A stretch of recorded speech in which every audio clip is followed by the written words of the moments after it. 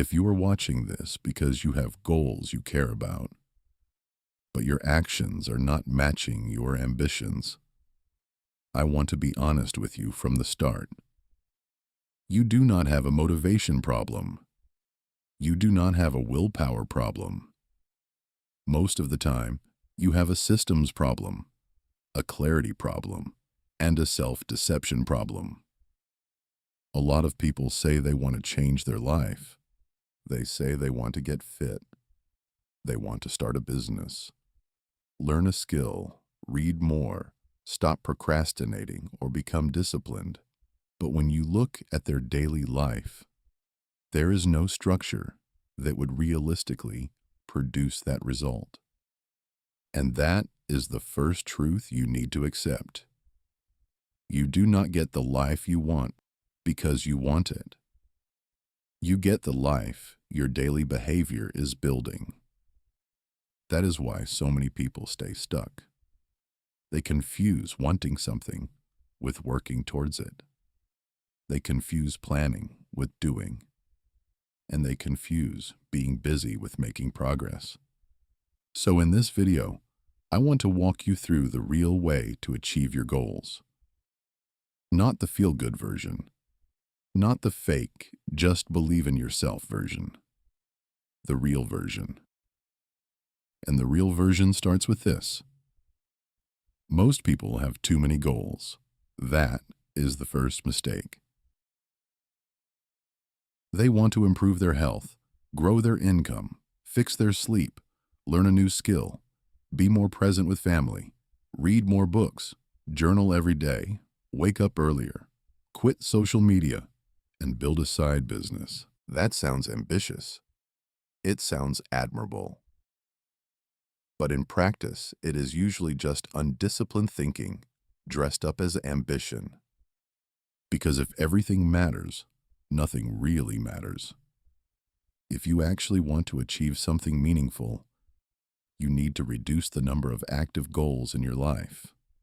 Not forever, but for now. You need one major priority, maybe two at most, because progress requires concentration, and concentration requires sacrifice. That is the second truth. Every goal has a price. People love goals. They love the image of the result. Very few people honestly accept the cost. You want to get in great shape? That costs comfort, convenience, and spontaneity. You want to build a business? That costs time, energy, and probably some evenings and weekends. You want to master a skill? That costs boredom, repetition, and being bad at something for longer than your ego likes. So when people say, "Why am I not achieving my goals?" A lot of the time, the answer is simple.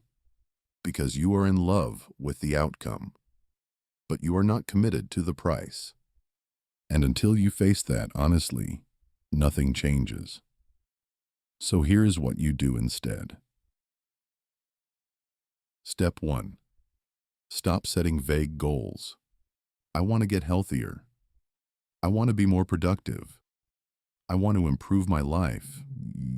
These type of goals are meaningless. A real goal has to be specific enough that behavior can follow it. Rephrasing your goals matters. Instead of saying, "I want to get healthier," say, "I want to lose 8 kilos in the next 5 months by walking daily, lifting weights 3 times a week, and eating in a calorie deficit." Instead of saying, "I want to learn more," say, "I want to complete 1 data analysis course and build 2 small projects within the next 12 weeks. A vague goal gives you emotional comfort. A specific goal gives you direction, and direction is what you need. Step 2. Turn the goal into behaviors. This is where most people fail. They stay emotionally attached to the goal, but they never break it down into what they actually have to do.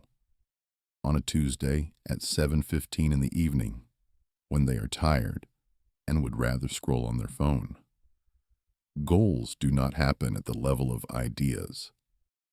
They happen at the level of repeated actions. So once you set the goal, ask, what would someone who achieves this actually do every week? Not think, not wish. Do. If your goal is fitness, maybe the behaviors are walk 8,000 steps a day, lift weights 3 times a week, eat high-protein meals, sleep at a consistent time. If your goal is career growth, maybe the behaviors are study for 45 minutes every weekday, make notes, do one project every 2 weeks, reach out to one new professional contact every week. That is the shift. You stop worshiping the goal and start managing the behaviors. Because goals are outcomes. Behavior is the only thing you can control. Step 3. Make the behavior easy to repeat. This is where people ruin themselves. They create plans for their ideal self. The fantasy version. The version who wakes up energized, never gets distracted, and attacks every day with warrior-level focus. That version of you does not exist consistently enough to build a life around. So stop building plans for your best day. Build plans for your normal day, even your bad day. If your plan requires peak motivation, it is a bad plan. If your study plan starts at 9 p.m. after a full day of work, and you have already failed at that 5 times, stop pretending the 6th attempt is going to be different just because this time you really mean it. That is not discipline. That is delusion. Instead, ask, how do I lower the friction? Can I study before work instead of after? Or prepare gym clothes the night before? Can I remove junk food from the house? Can I put the phone in another room? Can I reduce the task size so I actually start? A lot of people think discipline means making life harder. Usually, smart discipline means making the right action easier. Step 4. Use minimum standards. This is one of the most important things I can tell you. You need a minimum standard for bad days, because bad days are not an exception. They are part of life. If your plan is, I will work out for an hour every day, you will fail. Not because you are weak, because life is variable. But if your rule is, on a good day, I do the full workout, on a bad day, I do 10 minutes, now you have protected the habit. That matters, because the goal on bad days is not excellence, it is continuity. A lot of people destroy their progress because they think in all or nothing terms. If they cannot do the full session, they do nothing.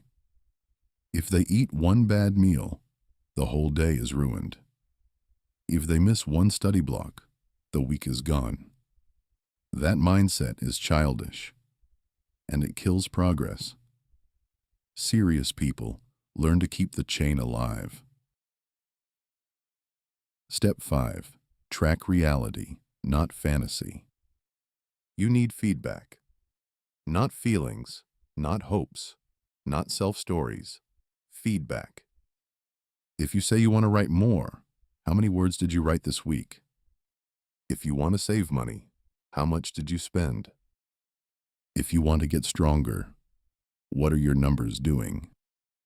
If you want to reduce screen time, how many hours were you actually on your phone? A lot of people avoid tracking because tracking removes excuses. It forces contact with reality. And reality is uncomfortable when your self-image and your behavior do not match. But that discomfort is useful. It is information. You cannot improve what you refuse to measure. Step 6. Stop negotiating with yourself all day. This is a massive one. Every time the moment comes to act, most people open a mental courtroom. Should I do it now? Maybe later. I am a bit tired. I deserve a break. I will start properly tomorrow. That constant negotiation drains energy and weakens trust in yourself. You need rules, not endless internal debates. For example, I train on Monday, Wednesday, and Friday. I study from 7 to 7:45.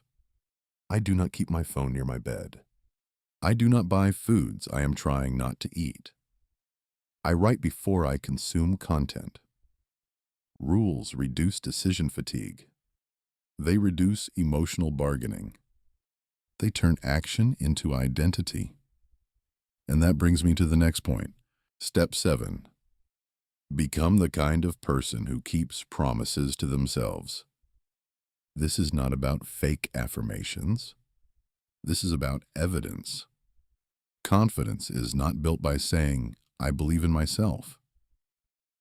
Confidence is built by seeing yourself do difficult things repeatedly. Every time you follow through, you cast a vote for your future identity. You become someone more solid, more trustworthy, more stable, and every time you constantly break your own word, you train self-distrust. This is why small wins matter. Not because small is magical, but because consistency changes identity. If you tell yourself, "I am going to do 20 minutes," and you do it, that matters. That is a brick. Then you do it again. Another brick. Eventually, you are not just someone trying to be disciplined. You are someone who acts. And that identity is far more powerful than hype. Step 8. Review and adjust weekly. Do not just grind blindly. At the end of each week, sit down and ask, what worked? What did not work? Where did I make things too hard? What kept derailing me? What needs to change this week? This is the part most people skip. They either quit too early or repeat the same broken method again and again. But the truth is, failure is data, if you use it properly. Maybe your study time is wrong. Maybe your sleep is destroying your focus. Maybe your goal is fine, but your environment is working against you. Maybe you're trying to do too much at once. Good systems evolve. Bad systems rely on guilt. And finally, the last truth. You have to stop waiting to feel ready. You are not going to feel ready. You are not going to wake up one day as a completely transformed person who suddenly loves discomfort and never gets distracted. That is fantasy. Real progress is much less dramatic. It is often quiet, repetitive, unsexy, a little boring. It is waking up and doing what you said you would do, again, and again, and again. That is what changes people. Not a motivational quote. Not a perfect morning routine. Not one intense burst of inspiration. Consistent, repeated, grounded action. So if I had to boil this whole video down to one message, it would be this. If you want to achieve your goals, stop obsessing over the goal itself and start building a life where the right actions happen by default. Choose fewer goals. Accept the price. Turn the goal into behaviors. Lower friction. Set minimum standards. Track reality. Use rules. Review weekly. And stop expecting motivation to carry you, because motivation is unreliable. Systems are better, and honesty is where change starts.